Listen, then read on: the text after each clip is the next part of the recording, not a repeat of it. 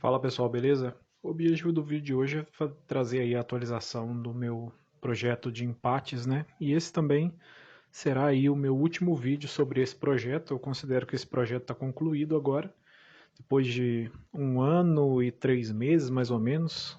Eu acho que foi tempo suficiente para ver o que dá certo, o que não dá certo, e agora a tendência é lapidar e tentar, né, descobrir outras possibilidades, outras maneiras e tal, né? Então essa aqui é a planilha da La Liga, né, que é o que eu falei onde eu tive lucro. O lucro aqui não está correto, o lucro é maior que esse, porque o que ocorreu é que nessa planilha o cálculo só vai sendo adicionado até a linha 555. Passou da linha 555, a planilha parou de calcular, eu não sabia direito, aí que eu percebi e descobri, né? E eu não sei como que, não sabia como fazia para adicionar o cálculo, né, para as outras linhas e acabei não colocando, né, não sabia se ia desfazer tudo, se como proceder para fazer e acabou que o cálculo aqui ficou errado, né, como se fosse só 635 unidades, quer dizer, só não, né, que é um lucro considerável, mas é um tiquinho maior que isso aqui, né, mas isso aqui é a planilha da La Liga, né, eu comecei com alguns erros que eu comentei lá no vídeo de quando chegou na metade do campeonato. Depois eu acertei aqui a partir da rodada 8 e fui fazendo, né? Até chegar lá embaixo no final, na rodada 38. O que eu comecei a fazer aqui a partir da rodada 38, não, a partir da rodada 38, não, comecei antes, né?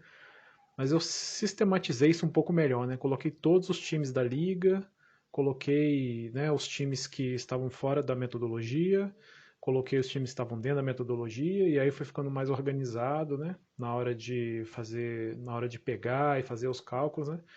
Aqui a La Liga foi bem ruim, né? As duas últimas rodadas, mas aqui, né, até a rodada 35 ainda estava muito bem, né? Aqui, né? Foi aqui que parou o cálculo, né? Nesse jogo aqui do Cádiz, né? 535, não, 505, né? A partir da linha 505 ela não calcula mais. Então, olhando aqui, né? O cálculo final, né? Foi de, então, 721 unidades, né? A gente vê aqui, a gente começou com uma banca de 1.000 unidades, né? E terminamos aqui com uma banca de 1.721 unidades, ou seja, 721 unidades de lucro, né? É interessante a flutuação, né? Aqui o ponto mais alto que a gente chegou foi aqui na rodada 24, que a gente chegou a 2.184 unidades, que é o dobro, né? A gente dobrou a banca. Só que depois, pelas flutuações, a coisa foi caindo, subindo de novo, caindo, subindo de novo. Chega aqui na rodada 35 acima de 2.000 novamente, só que aí com as rodadas finais a gente acaba caindo, especialmente na rodada 38, que foi muito ruim. Eu tinha pensado já isso sobre as últimas rodadas, né? Eu tinha comentado isso na Série B e na Série A do ano passado, foi quando eu comecei a fazer a planilha de forma mais sistemática, né? Que tinha uma leve tendência. Eu não sabia direito se o fato de alguns times não precisarem de resultados e de outros precisarem de resultados, se isso faria bem no fim das contas ou se isso faria mal no fim das contas. Aí, ano passado, na Série B fez muito bem, na Série A fez muito mal e aqui na Liga, na La Liga fez mal também, né? Então, mas assim, mais importante que isso que eu tenho notado e eu percebi isso na planilha da Série B e da Série A, percebi isso também na planilha da Bundesliga 2, né? É que existe uma tendência muito maior a lucrar na primeira metade do campeonato. Estava observando isso, né? E isso se repetiu ao longo de todas as vezes que eu fiz, né? E eu estou pensando agora em separar, fazer uma separação desse processo, separar entre a primeira metade do campeonato e a segunda metade do campeonato. Porque o que é que acontece? Alguns times têm grandes números de empates, eles têm muitos empates, só que o que ocorre é que eles fizeram muitos empates em sequência no início da temporada e depois eles param de empatar completamente. É o caso, por exemplo, da planilha da Série B do ano passado, é o caso do Brusque. O Brusque teve um grande número de empates no início do campeonato e depois ele encaixou, se eu não me engano, 14 jogos sem empatar, ou perdendo ou ganhando só. E isso criou uma distorção, né? Tanto que o Brusque acabou sendo o time menos lucrativo de todos, né? aqui eu acho que nem vale muito a pena eu mostrar os times no fim das contas, porque o cálculo está errado, né? Mas dá para se ter aí mais ou menos alguma ideia do que aconteceu, né? E é um resultado impressionante, né? Do Barcelona ser um dos times mais lucrativos. E aqui o Espanhol, né? E o Granada também com bastante lucro, né? De maneira geral, não está tão errado aqui esse resultado, né? Mas ele não é um resultado de fato assim confiável, né?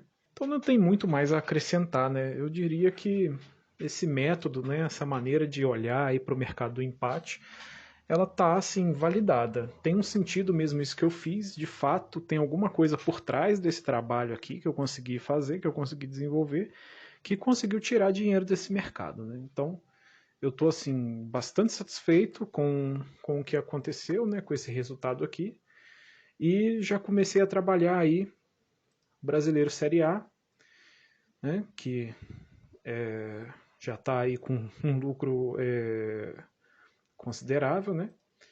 E o Brasileiro Série B também, que está também aí com um lucro bom, né?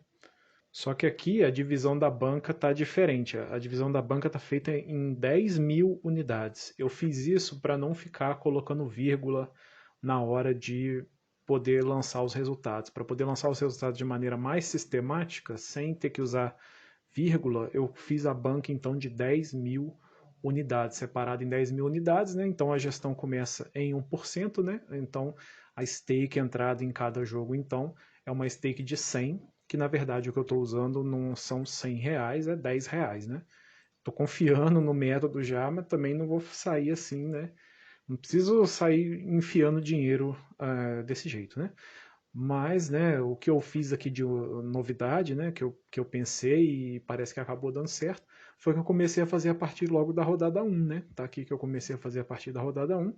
E eu peguei os times que tinham sido os grandes empatões da temporada anterior e coloquei todos eles já no método de uma vez para rodar, né? Então, da rodada um até a 4, que teoricamente eu não teria feito, né, o projeto, eu fiz, né? Acabou, né, como dá para ver aqui, nem tão ruim, nem tão bom, né? Foi aí funcionando mais ou menos, né? Deu um lucrinho, né? Chega aqui na temporada, na rodada 4 já tem um resultado um pouco pior, mas ainda é lucrativo, né? E aqui a partir da rodada 5 aí entra o galerão mesmo, né? Entra a galera que estava realmente empatando e tal. E uma diferença que eu coloquei aqui, que é uma coisa que eu estou começando a querer observar, é a diferença entre o time ser visitante e mandante. Eu quero ver até onde, né, na hora dos resultados, isso produz alguma influência, né? Se a gente olha aqui na tabela, na nossa tabela dinâmica, a gente vê que os resultados de times quando são visitantes, né, que é o Vzinho aqui, é 1.541 unidades, enquanto como mandante ele é menos 210. E aí o que eu quero ver é o seguinte: depois na hora que a rodada virar e todo mundo que jogou em casa vai jogar fora agora e vice-versa, será que esse resultado aqui diminui? Será que ele muda? Será que como é que vai ser isso aqui, né? E aí é uma coisa que eu quero olhar. A gente sabe que tem uma tendência, né? Quando um time é um pouco melhor do que o outro, mas um pouquinho só melhor do que o outro.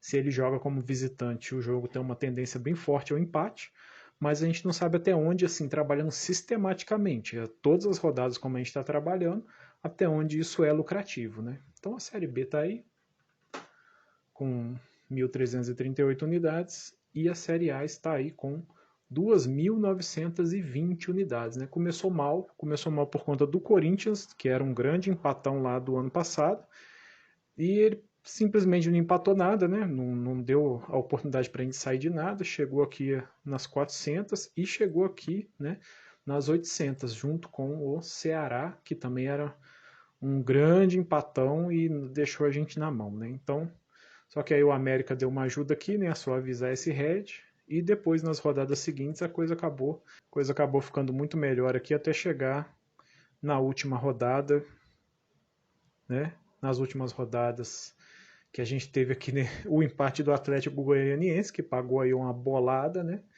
Ele estava para quebrar um ciclo de 800 e conseguiu um empate, foi um empate em final de jogo, né? 81 ou 82 minutos, uma coisa assim, que deu mais de 1.300 unidades. Goiás aqui conseguiu dar um empate também antes de quebrar, e o Flamengo também, né?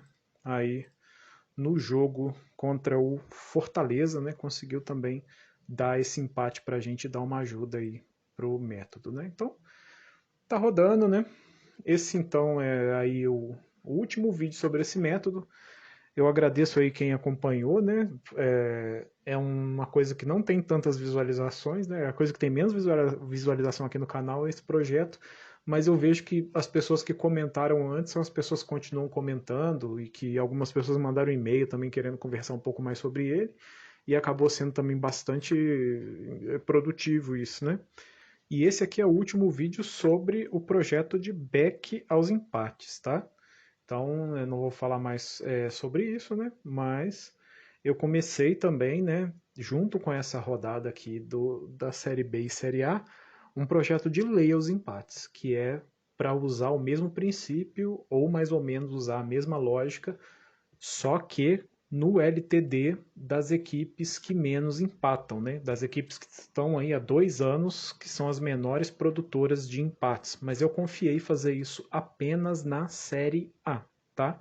Na La Liga eu não vou fazer isso porque a odd de empate das equipes que não empatam lá é muito mais justa do que na Série A do Brasileirão, né? Eu fiz essa comparação de acordo com os dados que eu tenho aqui mesmo, né? Eu fiz essa comparação e vi que no Brasileiro Série A esse negócio pode dar certo, né? Quais são essas equipes então?